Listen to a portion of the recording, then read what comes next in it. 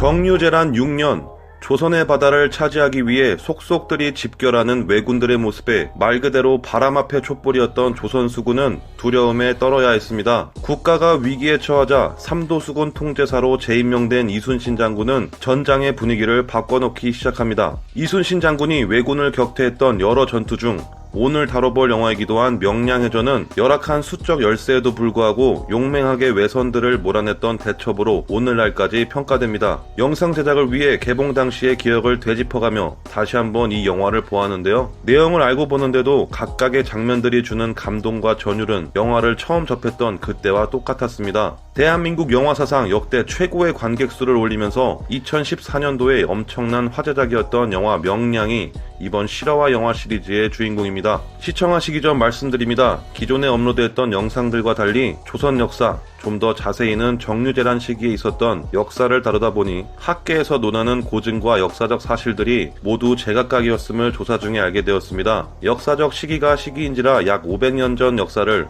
오로지 팩트에 충실한 내용만을 담기에는 무리가 있다고 생각하며 가장 합리적이고 학계에서 정설이라고 여겨지는 부분만을 전달하도록 노력하였습니다. 영상 시청 도중 잘못된 오류에 대한 피드백이나 의견들은 언제나 환영입니다. 재밌게 시청하시길 바라면서 영상 바로 시작합니다.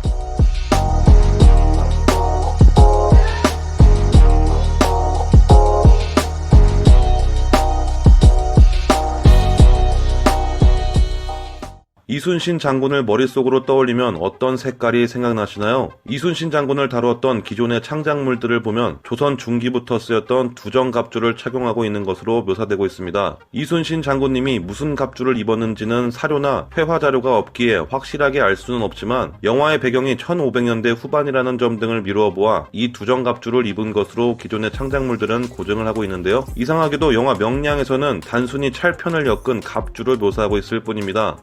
해군사관학교 광장에 세워진 이순신 장군의 동상을 보면 역시나 두정갑을 착용하고 있는 모습인데요. 본 동상을 제작한 인물들이 한국조각가협회 명예회장, 한국얼굴연구소장, 해군사관학교 교수, 무예 24기 보존회 출신 박사 등등 각 분야 최고 전문가들이 자문위원으로 참여해 학계에서 철저한 고증이라고 평가받는 점을 보면 이순신 장군님이 당시 두정갑을 입었을 것이라는 주장에 더욱 무게가 실릴 것 같습니다. 이순신 장군의 갑주를 100번 양보하더라도 영화 명량은 병사들의 복장에서까지도 제대로 된 고증이 이루어지지 않았다는 평가를 받고 있습니다. 임진왜란이 끝난 이후 기록에서는 이순신 장군의 병력들은 갑옷을 입지 않은 채로 전투에 투입되었다고 얘기할 정도로 물자들이 열악한 시기라고 나오지만 영화에서는 병사 전원이 이순신 장군과 같거나 심지어는 더 좋은 갑주를 입고 있는 것으로 묘사됩니다. 이 기록은 임난 100년 뒤 실록 기사의 내용이며 나무위키에서는 영화상에서 연출되고 있는 조선군 병사 전원의 갑주 착용은 희망사항에 가깝다는 것으로 표현되어 있네요.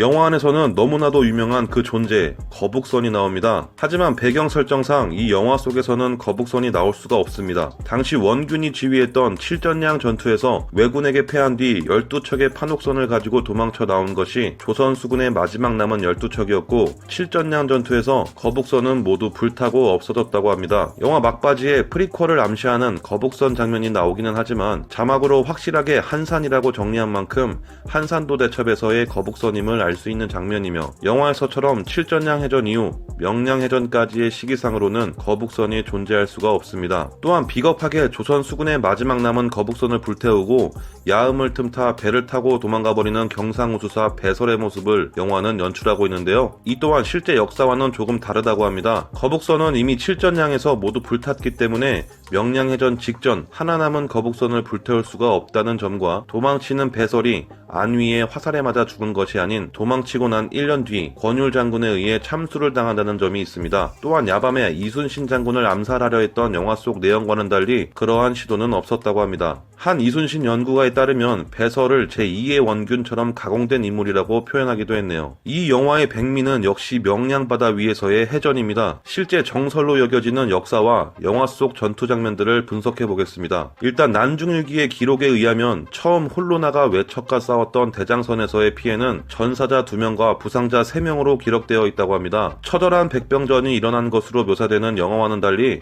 실제 명량해전에서는 백병전이 아닌 왜군의 세키분해 함선이 백병전을 위해 빠른 속도로 근접 접근하는 것을 막기 위해 조선 수군이 포격전을 주로 펼친 전투가 명량해전이라고 하는데요. 아무래도 극적인 긴장감과 영화적 연출을 위해 실제 사료와는 다른 부분을 영화 속에 삽입한 것으로 볼 수가 있습니다. 또한 극중 세키분해 함선의 크기도 빼놓을 수가 없습니다. 영화상에 등장하는 왜군의 함선은 안택선과 세키분해 두 종류로 파악이 됩니다. 이 중 안택선은 판옥선과 크기가 비슷하게 연출되어 고증에 큰 오류가 없다고 평가하지만 매우 자주 등장하는 세키분해 함선의 크기는 조선 수군의 판옥선에 비해 매우 작았다고 합니다. 따라서 실제로 명량해전 당시 백병전을 벌이기 위해 판옥선에 접근한 세키분해 왜군들은 긴 사다리를 이용해 거의 수직으로 놓고 기어올라 백병전을 유도했다고 전해집니다. 하지만 이러한 역사적 사료와는 달리 영화 안에서는 판옥선과 세키분해 함선의 크기를 거의 똑같이 연출하고 있으며 갈고리를 던져 거리를 좁히고 나무 사다리를 이용해 수평으로 걸어서 판옥선에 침투하는 것으로 연출되어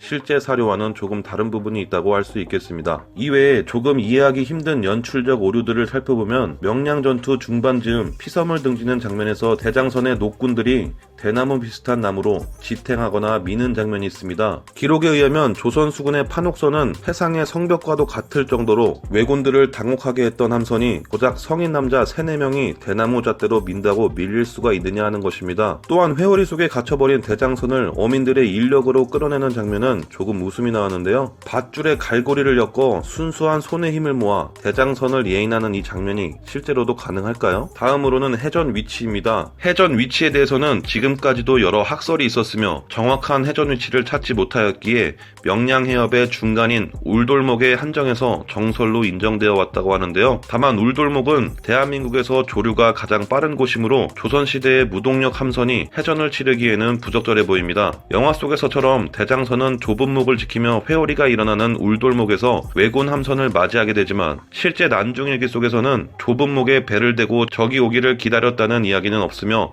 해전 장소를 울돌목이라고 볼만한 어떠한 증거도 없다는 것이 전문가들 사이에서 오가는 이야기들입니다. 그리하여 명량해전의 위치에 대한 주장들은 비교적 물살이 들인 우수영 앞바다설, 이를 뒷받침하는 도도 다카토라가 쓴 고산 공실록의 내용, 해남 명량 대첩비의 내용 등 여러가지 설이 많으니 더 디테일한 내용이 궁금하시다면 영상 설명란에 링크를 해놓았으니 클릭 후 파악해보시길 추천드립니다. 영화 자체가 임진왜란을 배경으로 한 만큼 전투 중 쓰였던 무기들을 살펴보는 것도 적지 않은 흥미거리라고 생각됩니다. 이 영화에서 표현되었던 무기들을 천천히 나열해보면 먼저 판옥선의 주력 함포로 등장한 천자총통입니다. 다만 이 명량해전 당시에 천자총통이 나오는 것에 큰 고증오류가 따르는 것은 아니지만 모든 판옥선에 천자총통이 있는 것은 다소 무리가 있어 보입니다. 명량해전 당시 주력이었던 함선은 경상우수사 배설이 칠전량에서 끌고 온 잔존함대가 다였으므로 실제 조선 수군의 주력 함포였던 천자총통과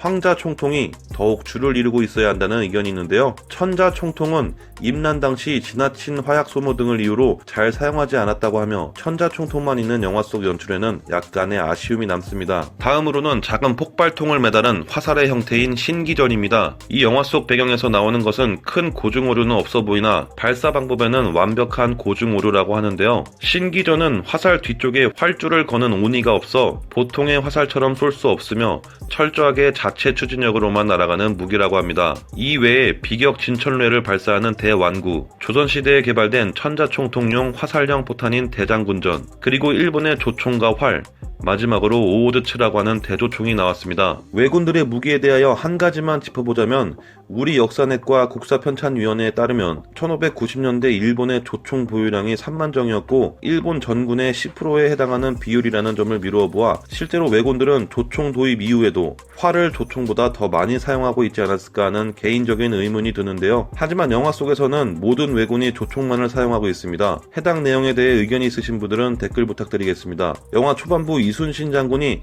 파직당하고 한양으로 압송된 뒤 고문당하는 장면이 나오는데요. 해당 장면에서 나오는 고문 장면은 실제 역사와 비교해보면 조금 다른 부분이 있습니다. 이순신 장군이 한양으로 압송되어 목숨이 경각에 처해 있을 때 당시 우의정이었던 정탁이 선조에게 올린 신구차에 따르면 이순신 장군은 형신만을 한 차례 당했다고 합니다. 작중 초반에 적장들의 회의 과정에서 전격전이라는 용어가 나오지만 先に稲妻のように追い込むのだ。天撃戦じゃ。急げ。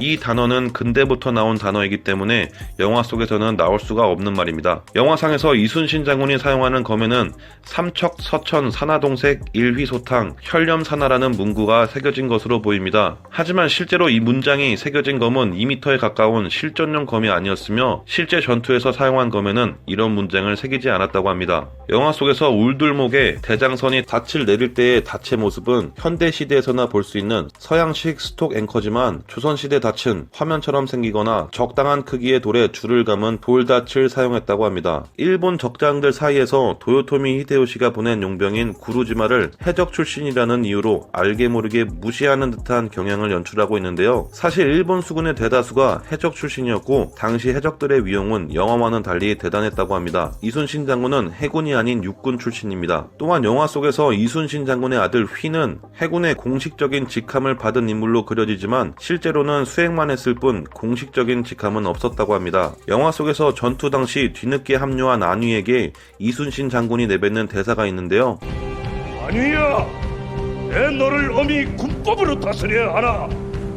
지금은 전세가 시급하니 죽기를 각오하고 싸워라. 사실 이 멘트는 실제로 중군장이었던 김응함에게 이순신 장군이 실제로 내뱉은 말이라고 합니다.